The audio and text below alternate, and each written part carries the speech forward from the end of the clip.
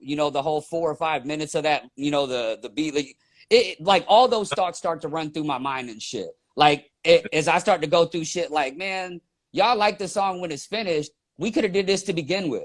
And even had the artist been like, yo, we're not trying to do no cypher type shit. All right, bro, we'll do a 10-minute song. Like I don't give a, you know what I mean? Like we're at that day and age where you could pretty much just do whatever and put it out as long as you have an audience for that shit.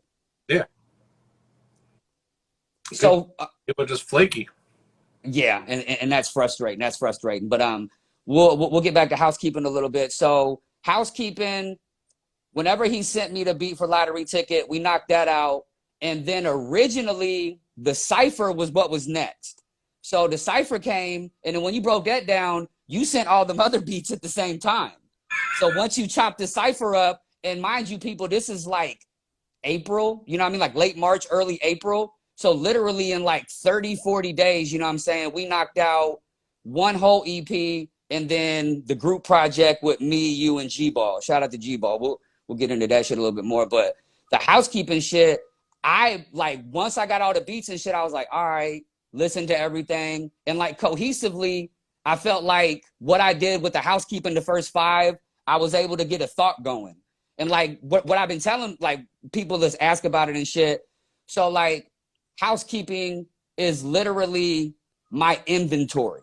So when you listen to these songs, this is the ego talking to people. Think about Lottery Ticket. Who the fuck tells their neighbor they living next door to a lottery ticket, right?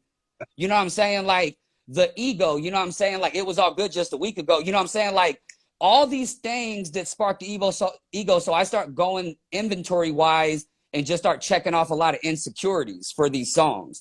Now, outside looking in, to a lot of people, they just hear the songs, which is cool. That's usually how music is for a lot of people. But that's why genuinely I wanted to do this, break it down a little bit, talk about it. And like I told you and shit, I got other videos in the future where we're actually going to lyrically break down each song technique and what shit means and all that cool shit. But yeah, that was something that I enjoyed. This started out as Olympic Larry. And then we talked about, you know, Larry's number was number 7. So we'll save that for something else. Had another title for it. I forgot. And then we was like, yo, I'm going to go with housekeeping. And you was like, all right, cool. And then internally, I knew why I wanted to do that.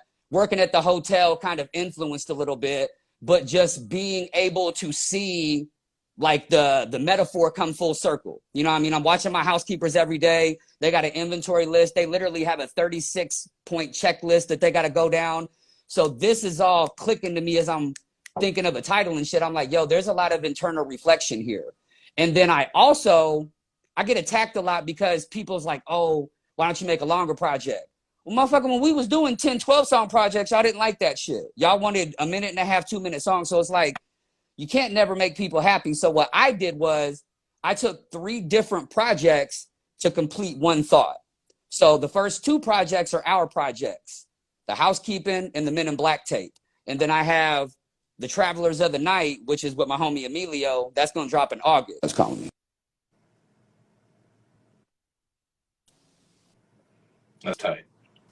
Yeah, my bad. Somebody's calling me. But yeah, so for me, just going, like I said, just going through the internal inventory and shit, breaking the shit down, the intro and shit, the retribution. When you think about the ego and people owing you things, right? Like you got a chip on your shoulder. You know what I'm saying?